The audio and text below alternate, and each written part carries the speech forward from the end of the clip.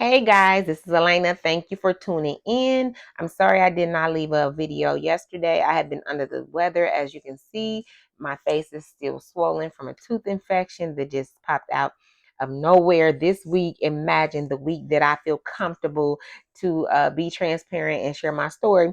I get a tooth infection and I was not able to talk this week. Okay. But that's neither here nor there. I am not in as much pain today. So I am going to continue with my with sharing my story. If you have tuned in and you've heard the other parts, I hope you are understanding what has happened in my life, and if you're going through something similar to what I have been through, I hope this is helping you to understand that we all go through something in life, and those things that we go through, they're not to be ashamed of or embarrassed to be ashamed of, but they are lessons so that we can learn from them and we can help others that are going through things that may be the same or in similar situations.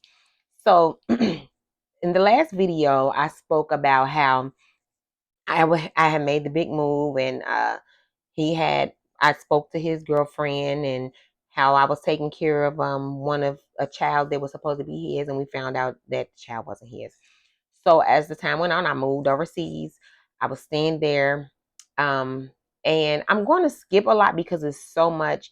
And I just want to give bits and pieces of it because it is so much. But we moved overseas, and in the process, I ended up becoming pregnant with our fourth child. And this was a time where we were excited about having another child. Our family was growing. I thought we were on the right track no matter what had happened. I felt like we were on the right track. So, excuse me. With that being said, one night he was still doing his things, but he was able to say, I am working, I am this, that, and the third.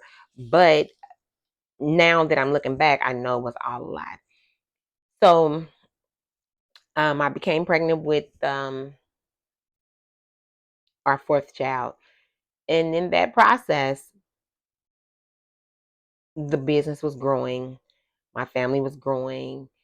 I had learned to forgive him. I was never a person that held grudges, but I forgave him for all the things that I heard was happening and the things that I did know had, the things that I knew about.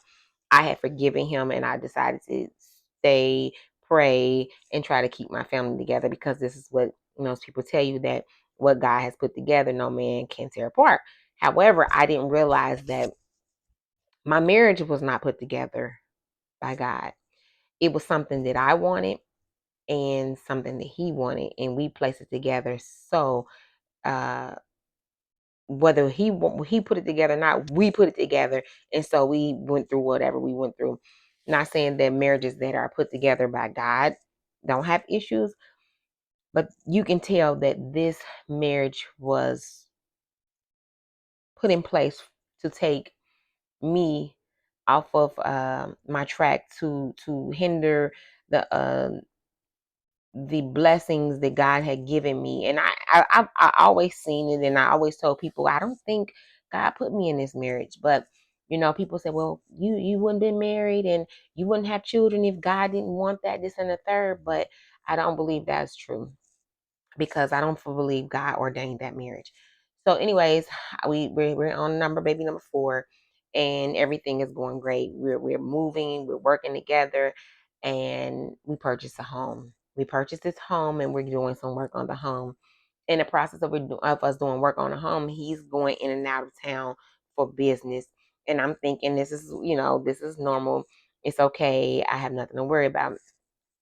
So, uh, one night, I'm thinking he's out with his friends, and I'm sleeping, and something wakes me up dead out of my sleep. I'm choking.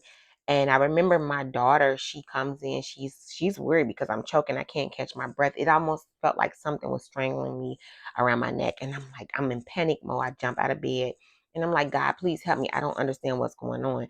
At this time, I am fully pregnant, maybe 5 months pregnant. And so I'm like, I'm here by myself. I'm here with the children. I don't know what to do. This is new to me. So I jump out of bed And I'm kneeled down on the side of the bed on my knees, and I'm praying, God, please help me. Please don't let me pass away in front of my children, because I just could not catch my breath.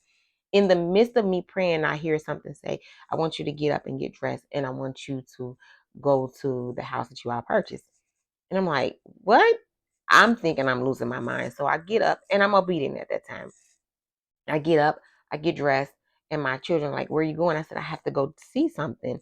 So I drive to the house. It probably was maybe a 20-minute drive.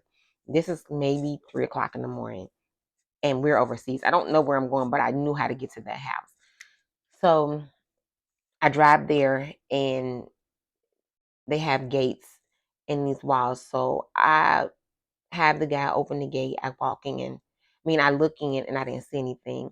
So I tell him to close the gate, but something tells me to go inside the gate, park my car, don't drive in, go in. And this is what I feel like God was trying to protect me then, before I got too far, too deep into everything. God was trying to show me and protect me at that time. And so I park my car, turn my lights off, I walk in. I walk into the house. I didn't see anything, but I did see his car there. But I said, well, he's not here. The lights are off. I didn't see anything. But at the time, there was no furniture. We had one bed in there that I had made, custom made for my daughter. And her bedroom was the only room that was done. But I didn't think anything of it, because who would think to look in your child's room?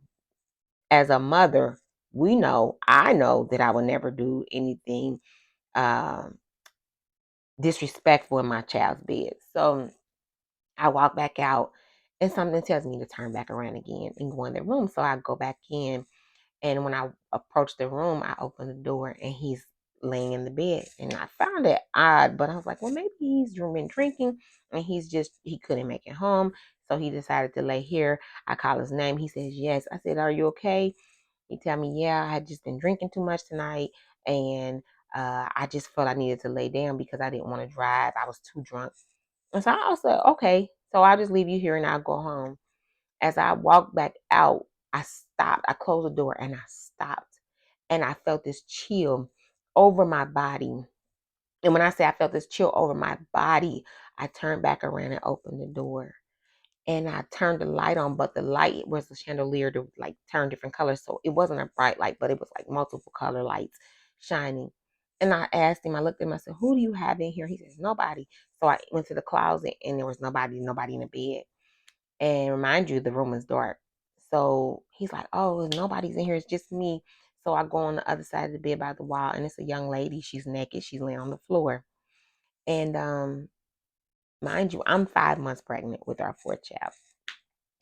So I am upset. At that time, I knew God, but I didn't know God the way I know God now. And I'm in tears, and I'm like, how could you do this? You bring me all the way across the water to mistreat me even worse than what you did back in America. So how could you do this?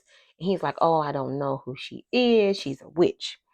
And at that very moment, I lost it. I didn't care about anything. I lost it. And I felt at that moment it was either God showing me where my life could go, or it was the enemy trying to make me lose my mind. Whatever it wasn't a great feeling. It wasn't a great night. So after finding him in the bed or in the room with a woman half with no clothes on, the next day, I go home and I'm so upset. The next day, I go into labor. I lose my child. I'm 5 months. I lose my child. I had to go into emergency surgery. He's nowhere to be found. I am at that point. At that point, I am pretty much bleeding out, and they had to rush me to emergency surgery in a foreign country, in a small hospital in a foreign country that was known not to even have equipment. However, I had God by my side, because he brought me through that surgery, and I was fine. I didn't need any blood transfusions. I was able to walk out of the hospital a week later, or a couple days later, and I was okay a couple weeks later physically, but mentally I wasn't. At that point, I felt like God was telling me to leave.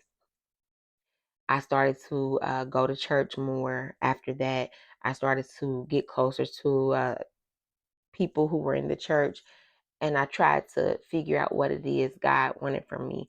I ended up getting baptized. Now, this is the tricky part. The closer I was getting to God, I kept hearing God say, I want you to leave this place. I never told you to come here. And when I would talk to people about that, they would say, that's not God. That's not the voice of God. But now that I know what I know, I should have never taken it to the world. I should have just kept taking what I heard back to God and asking Him to be clear, to show me how to get out of the situation. Because when I didn't make that move the first time, everything it got worse. Nothing got better. Everything got worse. It went from, not only did it go from me losing my child to him becoming extremely abusive. And I'm sorry, this is a story that I said that I did not want to talk about. Um, but something has been telling me that it is time to share this, because the abuse mentally, physically, emotionally should have broken me completely. And it did take me away from God, and it did take me off of the path that God had for me. But through all the wandering that I've done in life, God continued to walk with me. God continued to bring me through so much pain. And at the end, I came out with such a joy and such a light inside of me, that I am so thankful for the pain. I am so grateful that I was allowed to endure it with such grace, because God, I know there's a God. I know that He's with me.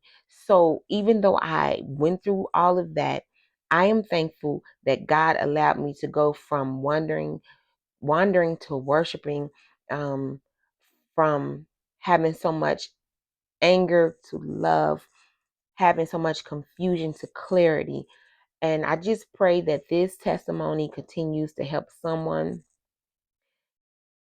come out of a situation, whether it's abuse, whether it's confusion, whether it's lust, whether it's alcoholism. I pray that this story helps someone. You all have a great day. You keep me in prayer. I'll keep you in prayer. If you like the videos, please like, share, and subscribe to the channel, and hit the notification bell so that you'll get notifications when I put out another video. Once again, I pray that you have a blessed Friday. I pray that you have a blessed week. I pray that whatever your heart desires, if it is in God's will, that He will provide it in His will and in His way and in His time. In the name of Jesus, amen. Have a good day.